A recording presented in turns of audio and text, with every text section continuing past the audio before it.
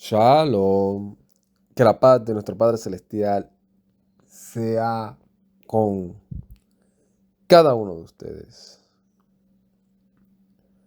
Segundo Sefer de Crónicas, capítulo 35, desde el verso 20 al 27. Estamos hablando de uno de los reyes que más marcó la vida, la generación, no solamente en la cual vivió, sino la vida de todos aquellos que hasta el día de hoy conocemos como los guardadores del pacto o los guardadores del libro. Porque la vida de Josías no podemos desligarla de lo que fueron los profetas. Hubieron profetas que predicaron, profetizaron en este tiempo, y aquellos que escucharon la primera parte de la parte del comienzo de cuando pusieron a Josías a reinar, saben que tomamos como introducción la, los primeros versos del capítulo de Sefonías, si no me equivoco, fue el profeta, donde profetizó lo que iba a estar pasando en la vida o en el reinado de Josías. Y estuvimos en el video o en el capítulo anterior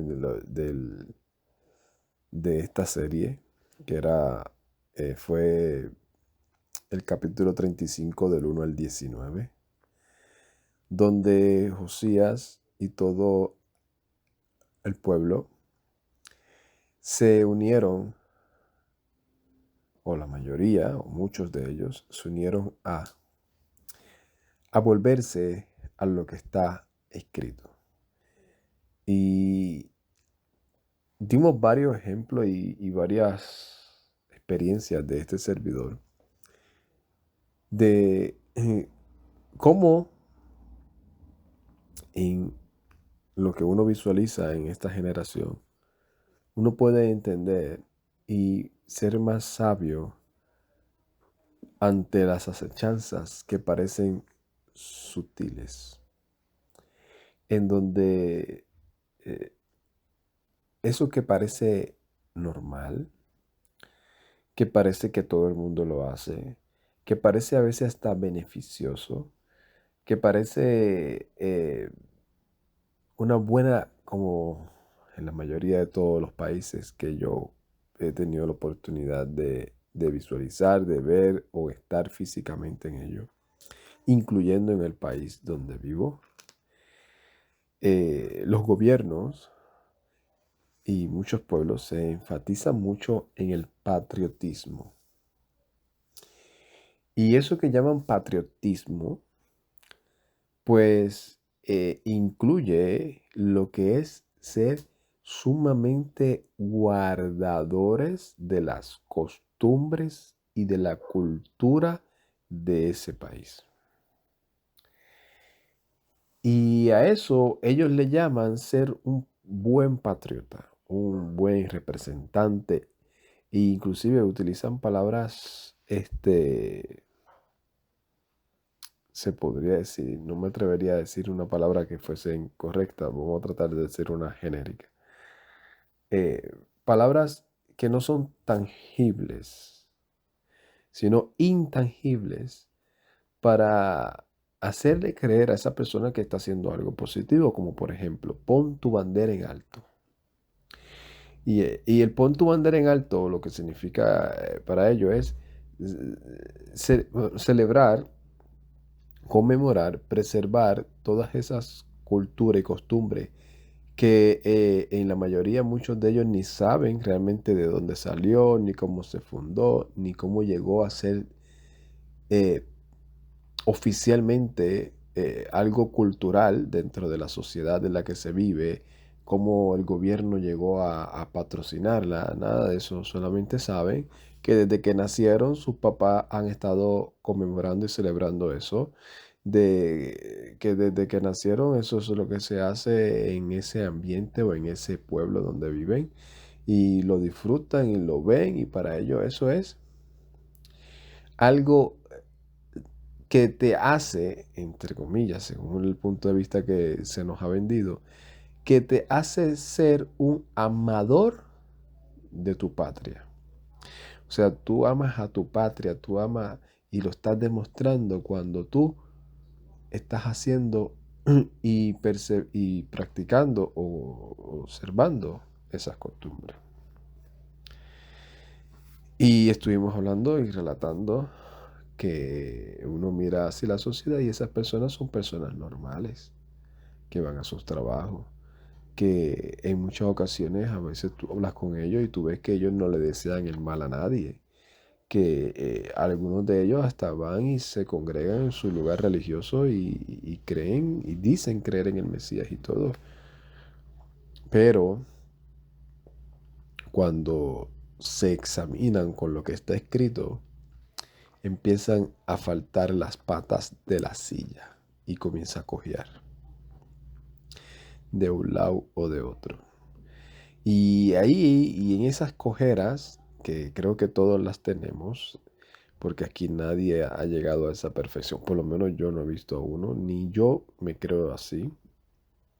Estamos en el peregrinar, en el proceso de volvernos al Padre de todo corazón, examinándonos a nosotros mismos y todo aquello, eso es como aquella persona hay muchas maneras de ilustrarlo. Como esa persona que está recortando a alguien, el barbero, lo está recortando, y está en el proceso. Al principio parece que lo que le está haciendo, como decimos en nuestro país, un matarile, o algo que no está bien. Pero con el proceso tú vas viendo cómo ese barbero va refinando, y va quedando un poco, y tú dices, "Ah, ahora sí parece un recorte normal. Ahora sí, y el barbero va y te mira te vira la cabeza, te la mira para otro lado, te pone el espejo y de momento tú ves que el barbero te está mirando así, ve algo, suelta el espejo o suelta la navaja y coge la máquina y empieza a tocarte una parte. ¿Por qué? Porque vio que en esa parte habían varios detalles un detallito que él considera que debe de arreglar. O si no, coge la navaja, suelta la máquina y empieza a hacerte el cerquillo un poquito más, que quede un poquito más marcado. Y así mismo el que utiliza la tijera, así mismo el que lava un carro, está lavando el carro, después que termina de lavarlo, que lo seca, le da una vuelta y de momento tú ves que coge otra vez la bayeta y empieza a coger los chivos, como decimos en nuestro país, a coger los detalles. Y así estamos nosotros, en ese peregrinar.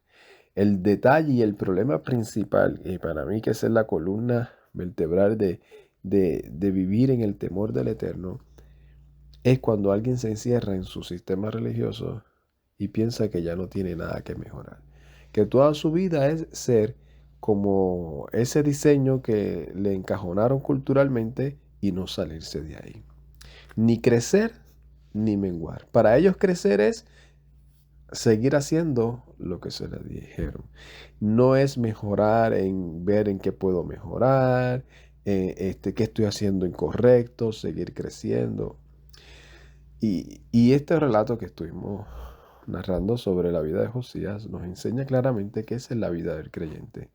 Reconocer, estás viendo algo, estudiando algo y decir, oye, mira, eh, pensaba que era de esta manera y ahora, y eso no te hace menor ni peor, ni te quita la salvación, ni te la da, ni te descalifica, ni nada. Eso al contrario, como casi todos los profetas lo decían, y reconozcan sus errores y vuélvanse de ellos.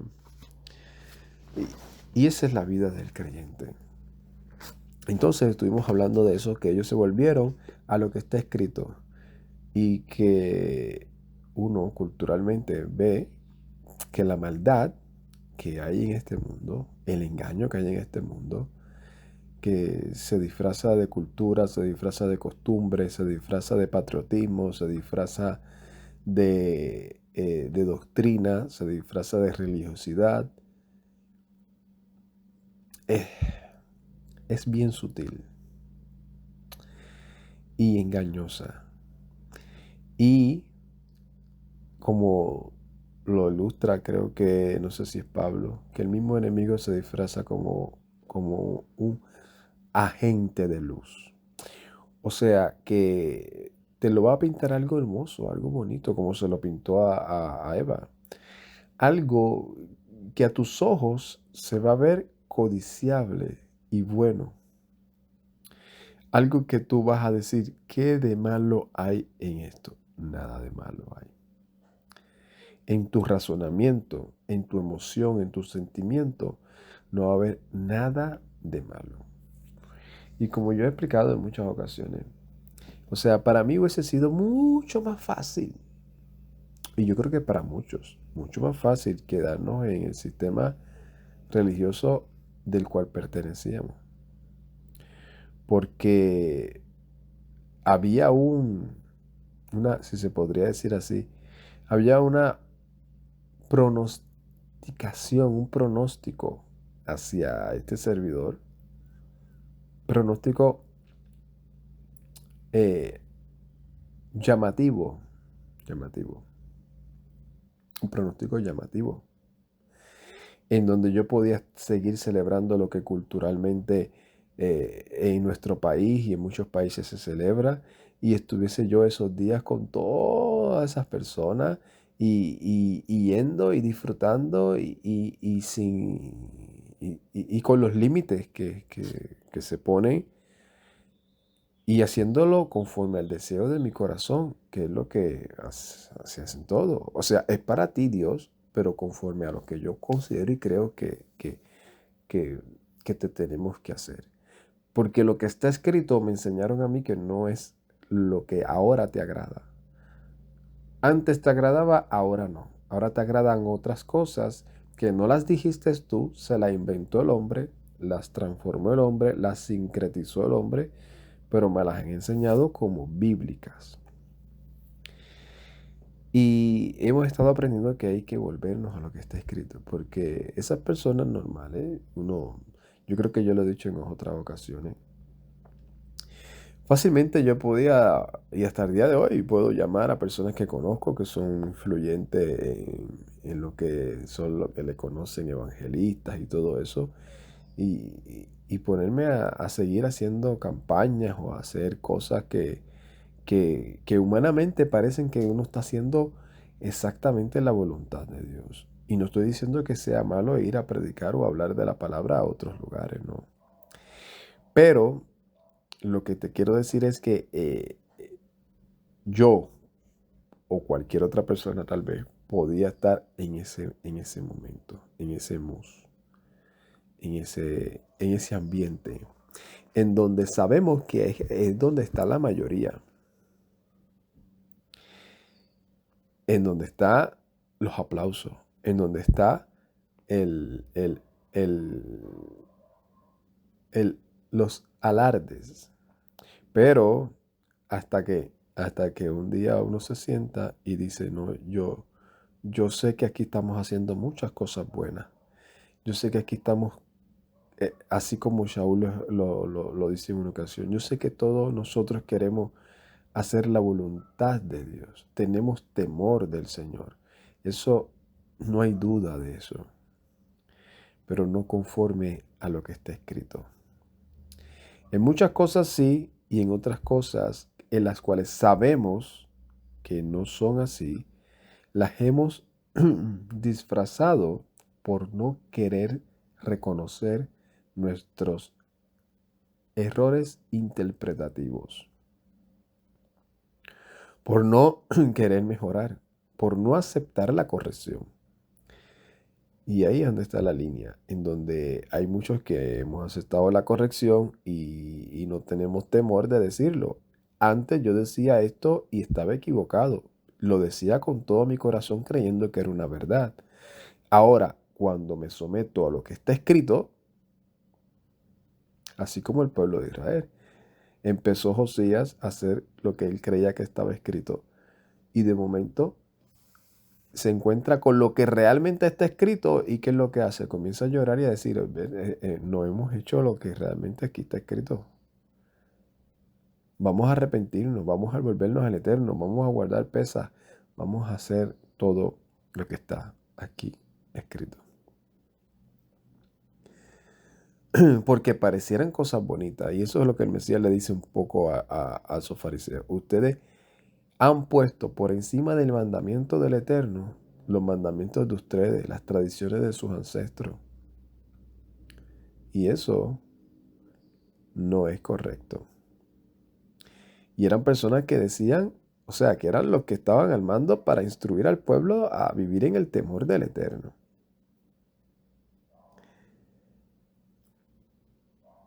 Después de 24 años de reinado de Josías, se hizo un Pesaj único.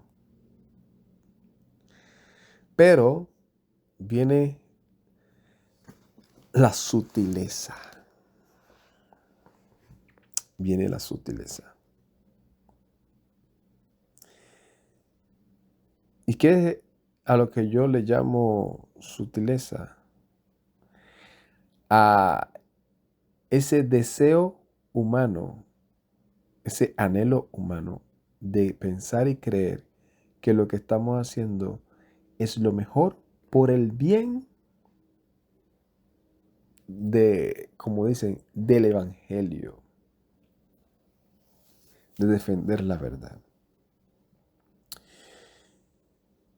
Yo me acuerdo que yo creo que lo dije en una ocasión. Yo me senté en una ocasión con un líder que era el pastor de la congregación donde yo me reunía en ese momento. Y me senté para dejarle saber que, pues, que habían ciertas cosas de las cuales yo no estaba de acuerdo. O sea, y eso es importante, ¿verdad? Porque cada quien conforme a la madurez que tenga va a actuar. Pero lo que nos enseña la escritura es eso. Si tú no estás de acuerdo con alguien, no te pongas a estar diciéndole a los que están al lado tuyo, como lo decimos, a los hermanos de la fe, oye, mira, ese pastor está predicando herejía, oye, mira, ese pastor está predicando cosas que no son bíblicas, oye, mira, yo no estoy de acuerdo con esto, mira, yo no estoy de acuerdo con lo otro, mira, aquello, no, no, usted, ¿verdad? Es lo que yo hice y lo que considero que bíblicamente nos enseña el Mesías. Bueno, usted se queda callado, usted analiza, usted se mete a la escritura, usted analiza si realmente es una mala interpretación suya de lo que usted está escuchando y tal vez sí, esa persona está diciendo algo correcto y eres tú el que está equivocado. Cuando yo hice todo ese ejercicio, pues yo le dije, mira, vamos a sentarnos, me gustaría reunirme y hablar con usted. Cuando yo comencé a hablar con él, que comencé a dejarle saber que habían ciertas cosas que a mí me gustaría. Yo en ningún momento le dije que me quería ir, que no, le dije, mira, a mí me gustaría, ¿verdad?, que usted analizara estos puntos de los cuales yo no estoy de acuerdo y estos son los argumentos que yo le estoy exponiendo para dejarle saber por qué yo considero que no estoy de acuerdo en esto y lo que dice la escritura. Dentro de toda esa conversación, hubo algo que él dijo, y él me dijo, y ahí es donde, ¿verdad? Le traigo lo que le estaba diciendo al principio. Él me dice, como que tan bueno que tú eras, o sea, en cierto aspecto, Y yo ya estaba analizando y pensando eh, ponerte en un puesto dentro de la congregación, en un puesto importante desde el punto de vista de él. Y eso para mí fue como si me dijeran, debes irte. Estuve como una semana o 2 semanas, porque yo no lo puedo negar. No sé si hay personas que han tenido experiencia y tratan de negarlo, hacerse los más hombres, hacerse los más, o las más mujeres, o hacerse las más indiferentes, no. Yo amo al pueblo de los evangélicos. Lo amo, he aprendido de ellos.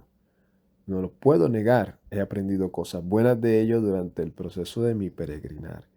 Hay cosas en las cuales no estoy de acuerdo y les exhorto a que analicen, se autoanalicen, no que me sigan, no a que se vuelvan al judaísmo, no, a que lo analicen bíblicamente conforme a la palabra que está escrita y ellos en su decisión personal, en la cual todo el mundo ha tomado, de seguir a Dios y su palabra por encima de lo que cualquier hombre diga y que el Todopoderoso nos ayude a tomar la decisión correcta conforme a su palabra, conforme a la madurez que tenemos, siguiendo sus ordenanzas.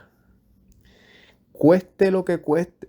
A mí, yo tomé la decisión, me costara lo que me costara.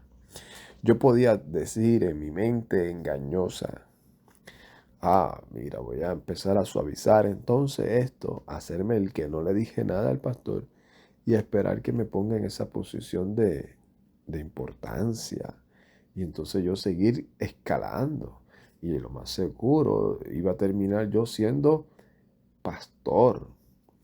Iba a tener una congregación, iba a tener mi propio sueldo, iba a tener tal vez mi propia manera de yo influir y enseñar. Pero ¿a cuesta de qué?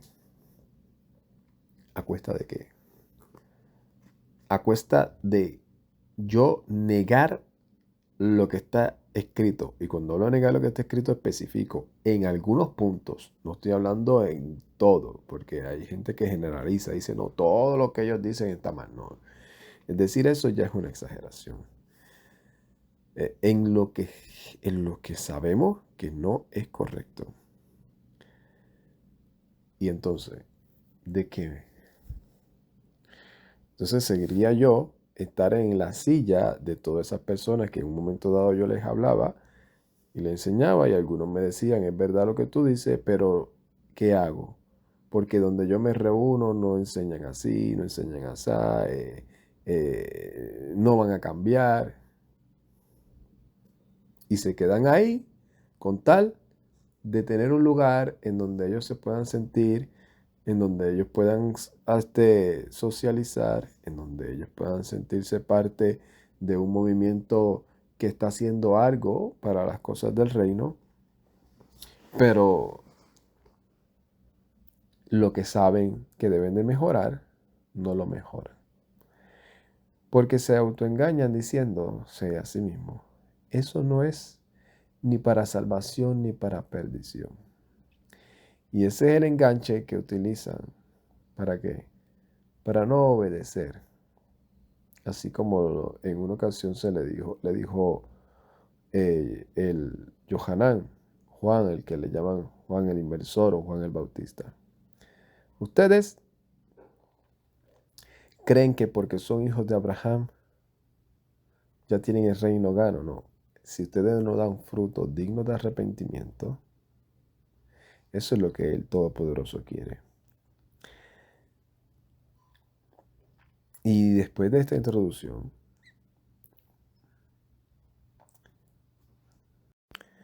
leeremos desde el verso 20, desde el verso 20, en donde dice, Aharei kol sot asher,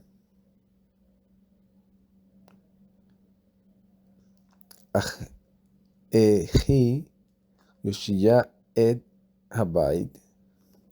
Y después de todo esto, o sea, después de todo esto, en aproximadamente 7 años después que hizo todo eso, que organizó, que el pueblo se había vuelto al Todopoderoso, después que entendieron cuál era la visión de este rey, sucede en lo cual, como dice eh, Shaul, aquel que esté firme, mira que no caiga, mire que no vaya a fallar eh, en lo básico.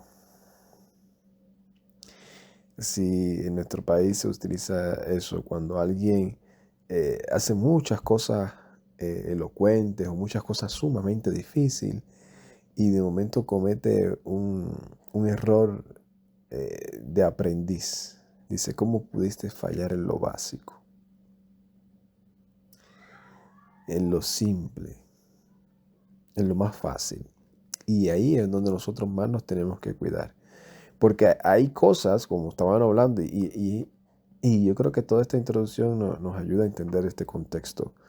Porque como estaba diciendo, las cosas que estamos viendo de esa cultura, esas costumbres, son cosas que se ven normal, no se ve. Entonces, nosotros entendemos muchas cosas que el Todopoderoso nos ha revelado que sabemos que no debemos de hacer. Pero hay cosas tan sutiles y tan básicas que nos pueden engañar. Y para poner un ejemplo, como hemos puesto en muchas ocasiones, como algo de que, ay, es que, que son excusas que las he escuchado verídicamente, no es que me las estoy inventando. Y es que entonces, ¿cuándo me voy a ir a reunir con mi familia si no es ese día? Porque todos los días ellos están ocupados.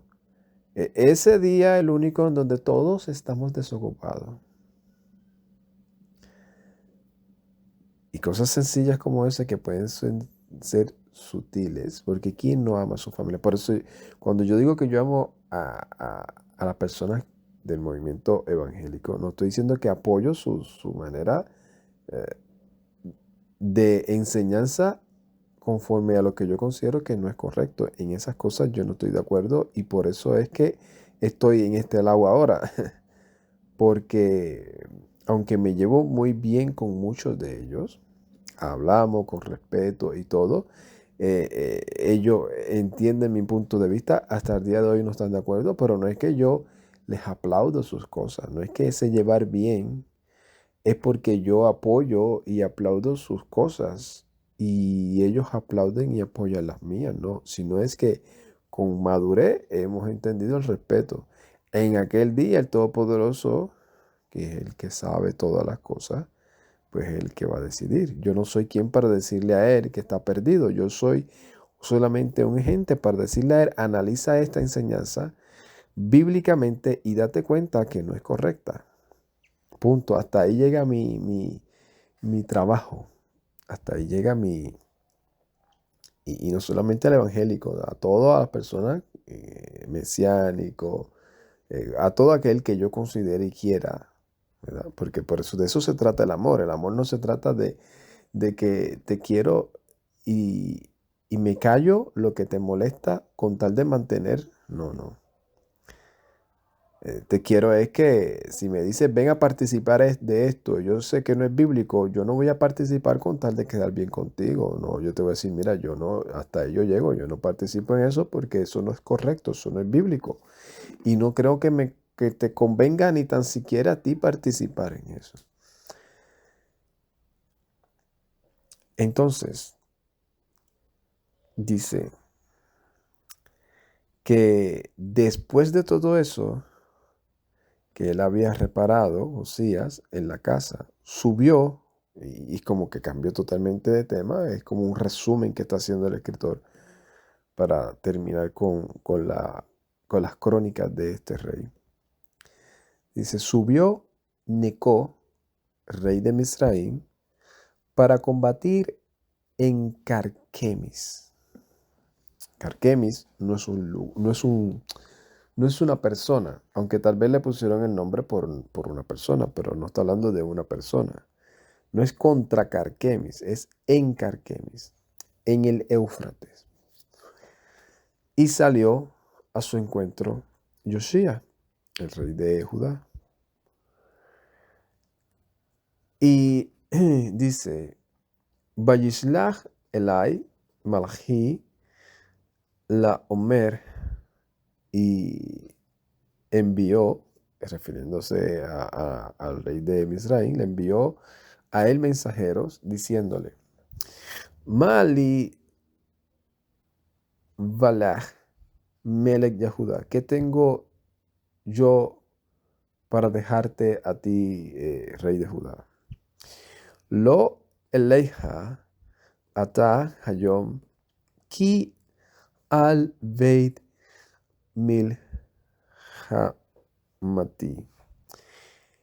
Elohim Omer Levachleni Hadal Leja Me Alahei Me Elohei Asher Ve'al Yeshujeteja.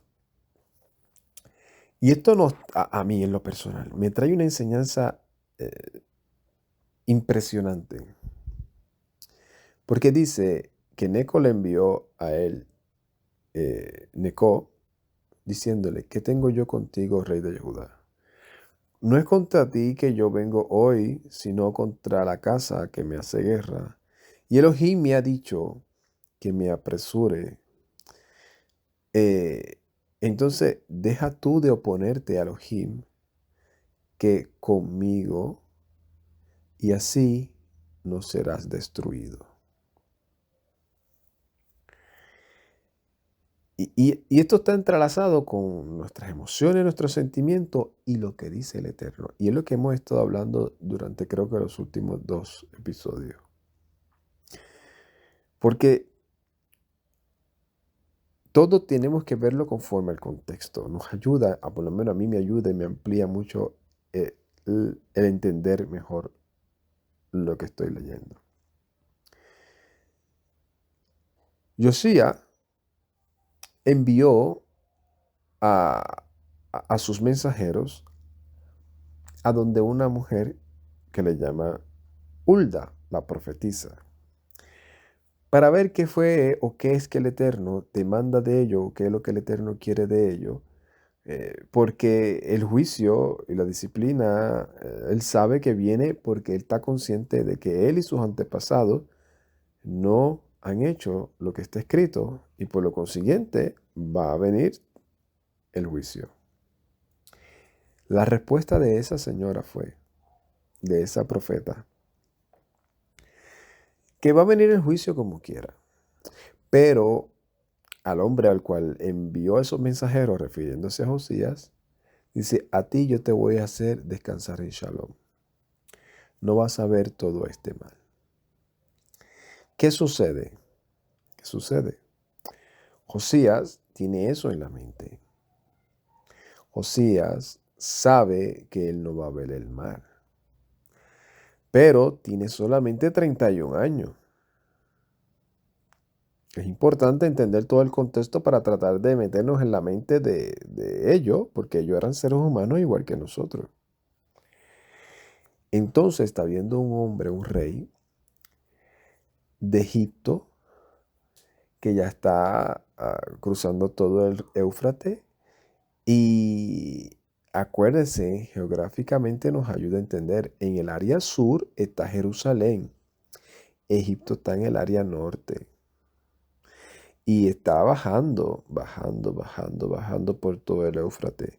¿Qué significa? Que se va a comer a todas esas 10 tribus en nada, a las 10 tribus de Israel, cuya Josías está buscando cómo reunirlas a todas y que se vuelvan al Todopoderoso. Ya habían venido de Efraín, habían venido de Manasés, habían venido creo que de Zabulón, de varias de ellas, de Efraín. Entonces, Josías sabe que el mal se va a acercar. El mal que el Eterno le había dicho ya. Él no sabe cuál de ellos. Luego nosotros vamos a ver que fueron los de Babel, pero Josías no lo sabe. Entonces, Josías, ¿qué piensa? O que yo estaría en la posición de Josías pensando, va a venir el mal, ya se está acercando, yo tengo que frenarlo.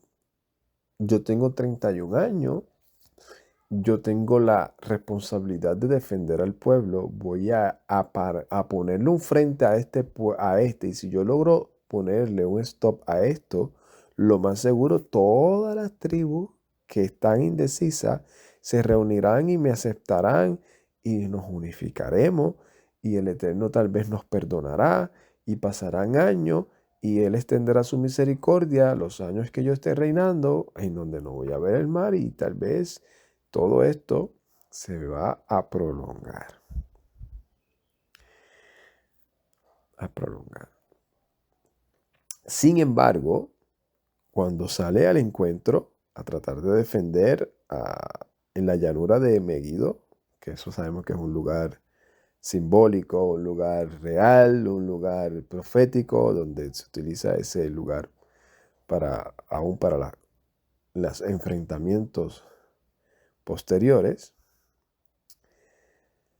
pues este Neco le dice, y esto es importante porque muchos pueden decir, ay, mira, qué rebelde este Josías, aun cuando el rey de Egipto le dice que no se meta, que Dios mismo fue el que lo envió, que el Eterno mismo fue el que lo envió, él como quiera sigue. ¿No? Es que él está viendo claramente que es complicado tal vez para la mentalidad de Josías creerle al rey de Egipto, primeramente porque no es israelita. Número dos, por la edad que tiene 31 y se ve todavía con un mundo por delante. Número dos, porque él sabe que si no lo detiene, el próximo es él y Judá. Y hasta el mismo Neco, rey de Egipto, se lo dice de manera disimulada. De manera disimulada. Mira lo que le dice el rey de Egipto. Le dice, le envía a mandar como mensajero. No es contra ti que yo vengo hoy. O sea, hoy en esta lucha, en esta pelea, no es contigo, rey de Judá. Hoy no. Mañana hablamos, pero hoy, tranquilo, que todavía no llego donde ti. Obvio. Y eso lo podemos entender se podría decir mejor, en la actualización de los eventos bélicos y geopolíticos que vemos a nivel mundial hoy en día. La mayoría de las peleas que estamos viendo hoy en día, ¿por qué son? Según la teoría, ¿verdad? Y las excusas que utilizan ellos nos ayudan a entender. Unos que están por allá, que son los de Rusia, ¿cuál es su excusa para combatir a sus vecinos? Para ir, para meterse en su país, para hacer lo que están haciendo. ¿Cuál fue la excusa de ellos?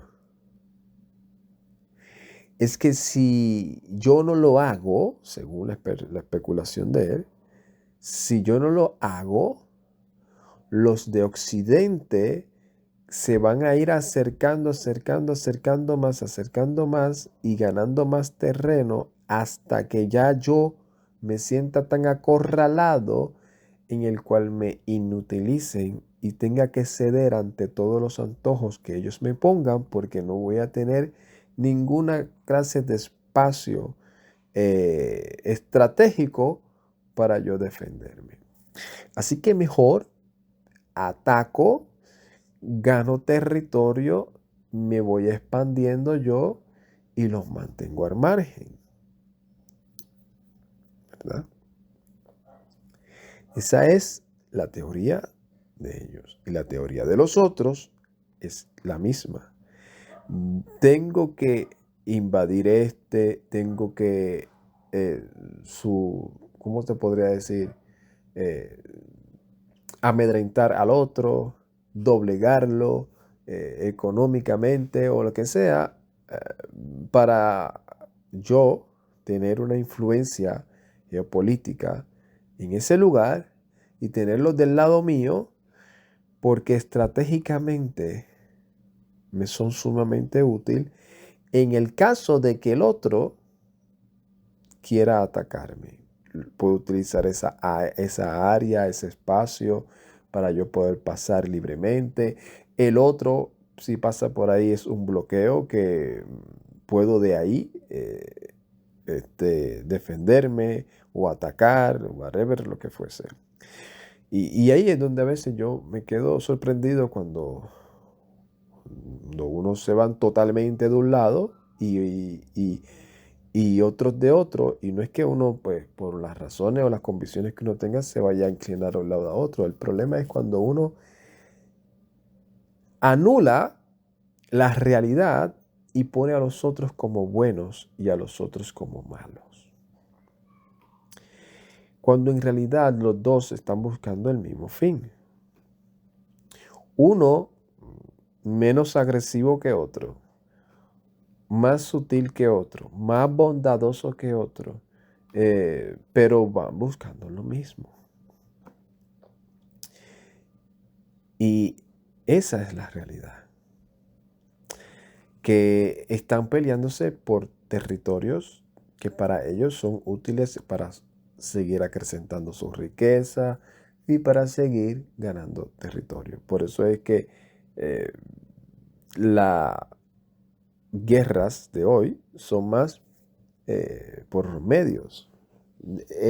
Difamar al otro. Fulano de tal está tratando de influenciar en tal país, para que se pongan en contra de el país contrario. Y no nos damos cuenta que a veces somos marionetas de eso. Y entonces, aquí estamos viendo cómo Josías sabe que el mar va a llegar a donde él, porque es lógico, sea por las motivaciones que sean por buenas motivaciones o por malas motivaciones, por lo que sea. Si lo podemos también actualizar hasta cualquier persona hubiese, desde mi punto de vista, hubiese actuado así humanamente. Si él se hubiese puesto a pensar y analizar en decir, oye, si esto viene de parte del Eterno, aunque este rey Neco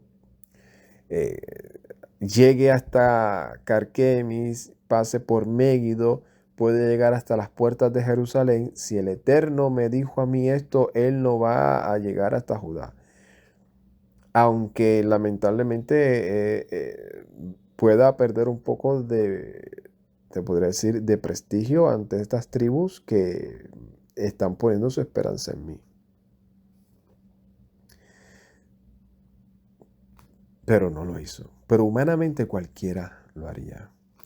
Si usted vive en un barrio, y eso es lo importante de analizar estas cosas, porque en la vida práctica nos ayuda a ser más consciente de lo que está pasando en nuestro entorno. Si usted vive en un barrio y usted ve que que están robando en la casa, en las calles antes que usted vive. Y robaron en la calle número 1, después robaron en la calle número 2 y usted vive en la calle número 5. ¿Qué usted va a hacer?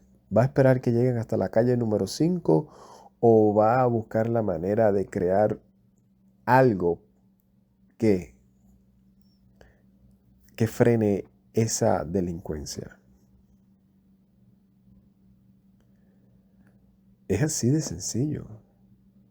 Si usted ve que tus enemigos, porque no es tus amigos, tus enemigos, abiertamente están ganando países y países cada vez se están aliando más a ellos y se están aliando más a ellos. Y tú tienes 5 países alrededores y de esos 5 países ya hay 3 que están con ellos. hay dos que están neutrales y tú los ves titubeando, lo más normal es que tú les digas a ellos, no te atrevas, porque si te atreves tú también, primero te como yo.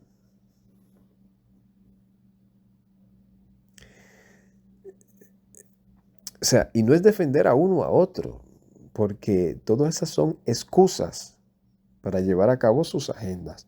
Lo que estoy hablando es lo más normal del ser humano, que si ve un ataque venir, lo más normal es que no se quede quieto, es que accione. Y eso es lo que hizo Josías. Pero cuando se le advirtió, no hizo caso. O sea, ¿por qué? Porque el rey Neco le está diciendo, más adelante vienes tú, pero no hoy. Entonces él dice, bueno, pues para defenderme solo, mejor me defiendo desde ahora, que tengo estas que todavía no has podido dominar y me pueden ayudar a combatirte.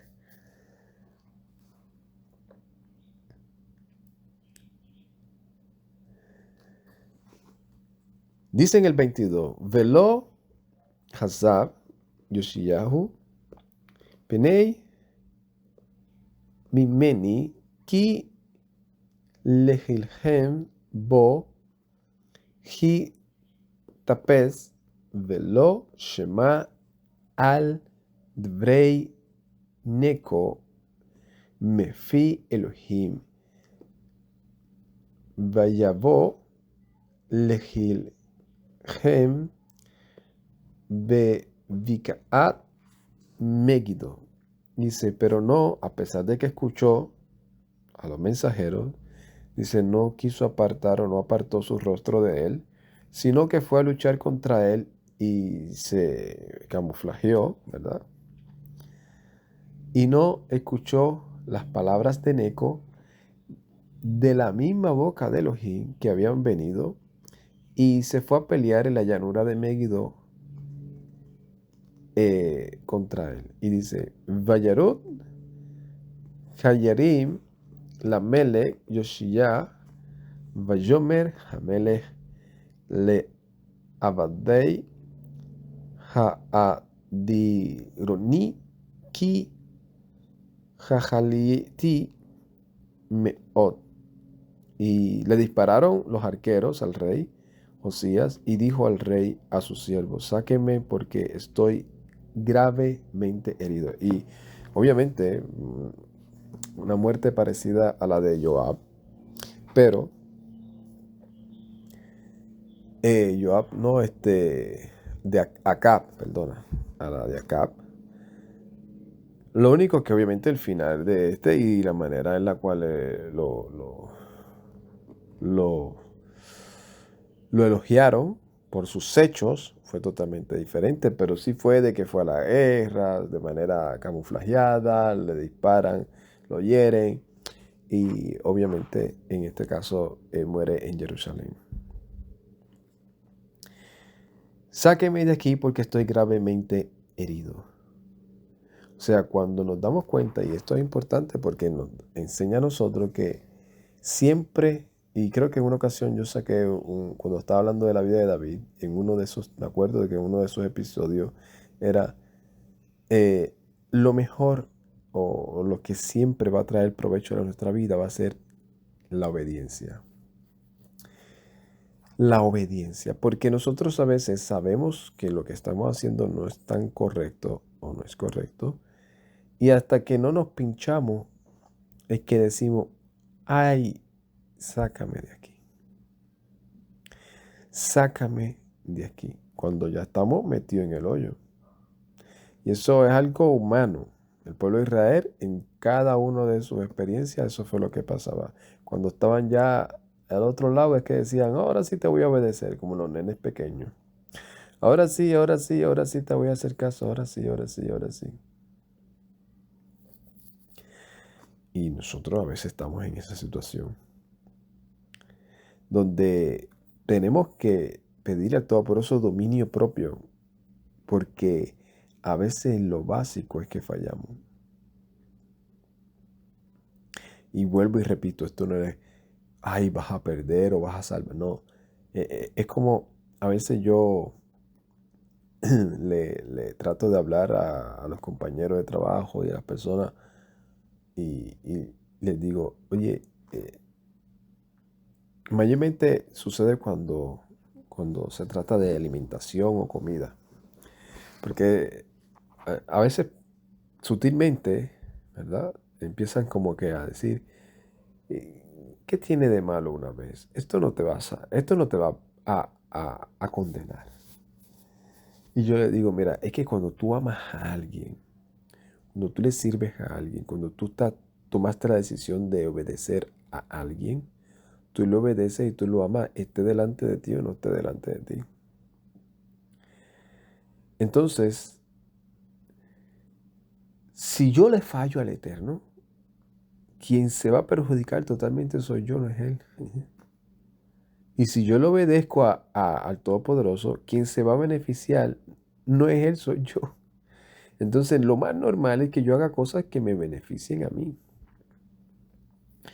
Y si amo a esa persona, pues lo más normal es que tú digas, es que yo no hago esto porque amo a esta persona y me agrada obedecerle.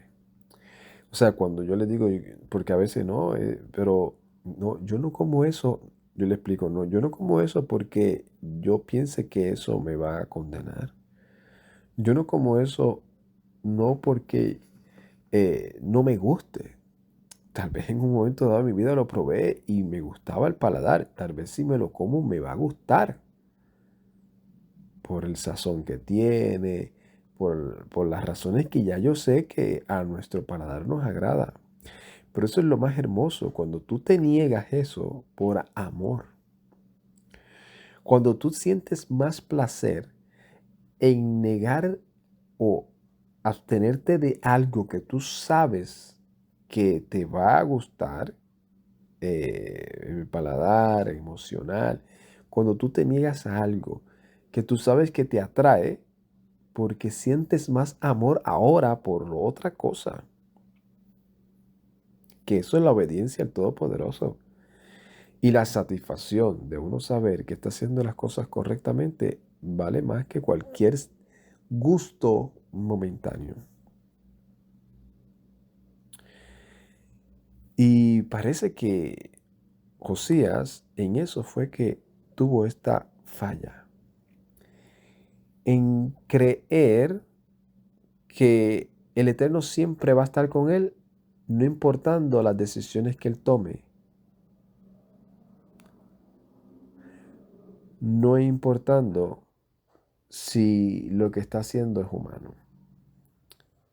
No sé si fue influenciado por la vida de David, que sabemos que dice que todo lo que David hacía, el Eterno eh, lo hacía prosperar, pero hay cosas y hay cosas.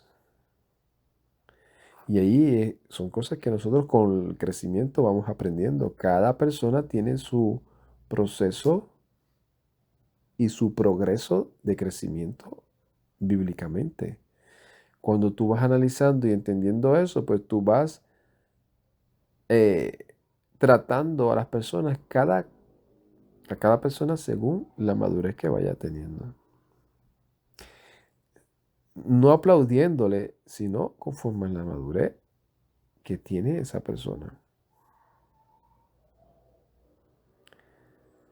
Dice que los arqueros dispararon y el rey le dijo a sus siervos, sáquenme de aquí porque estoy gravemente herido.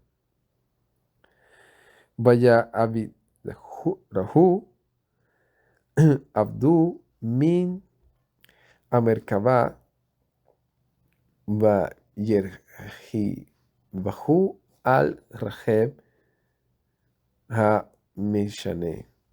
Y entonces lo sacaron sus siervos de su carro y lo montaron en un segundo carro. Asher lo va yo lihu Jerusalén va Yamot. Y lo llevaron hacia Jerusalén y allí murió. Bellikaber, Bekabarot, Abotei, Becol, Yehudá, Be Jerusalén. Y fue sepultado en los sepulcros de sus padres, y todo Judá y todo Jerusalén, meta a Belaim, al Yoshía, hicieron duelo por Josías. Vallikanen, Jeremía, al Yoshía, Beyemru, Kol, Hashrim, Behasharot, Bekinoteihem, al Yoshía, ad Hayom, Beyitagon, Lakhak, al Israel, Behinam, Ketubim, al Ha-Kinot. Y Jeremías, el profeta, endechó también por Josías y les dijo a todos los cantores y a las cantoras en sus lamentaciones sobre Josías hasta el día de hoy. Y las dieron por norma en Israel, y en aquellas están escritas en las lamentaciones.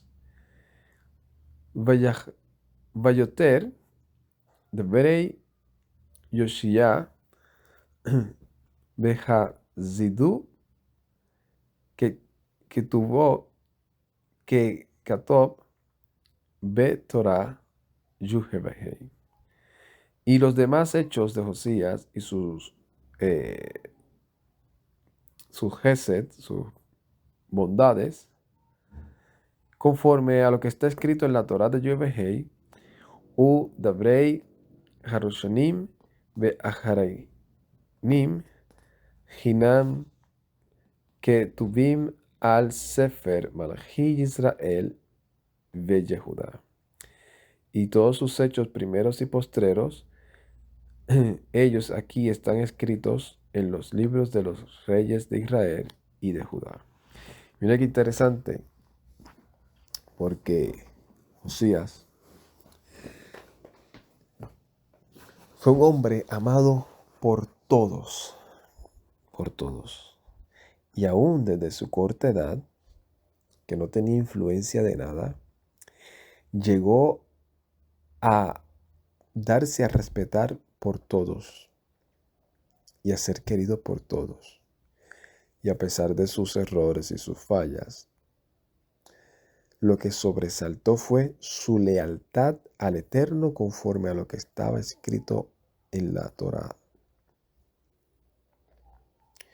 en defender eso.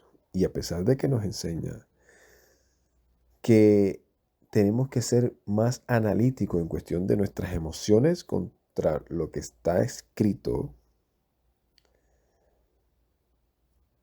podemos decir, Josías es un ejemplo a seguir.